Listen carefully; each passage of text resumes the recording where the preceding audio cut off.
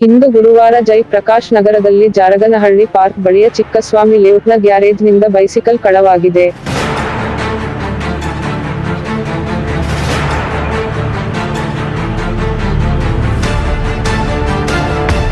ಆದರೆ, ಈ ಕಳ್ಳತನದ ದೃಶ್ಯ ಸಿಸಿಟಿವಿ ಕ್ಯಾಮೆರಾದಲ್ಲಿ ಸೆರೆಯಾಗಿದೆ.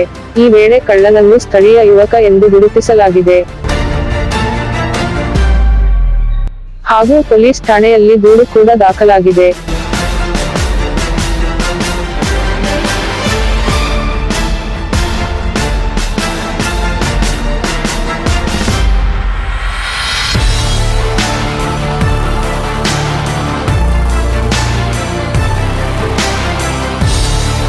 ಪೊಲೀಸರು ಕೂಡ ಈ ಕಳ್ಳನನ್ನು ಶೀಘ್ರ ಹಿಡಿಯುವುದಾಗಿ ಹೇಳಿಕೊಂಡಿದ್ದಾರೆ.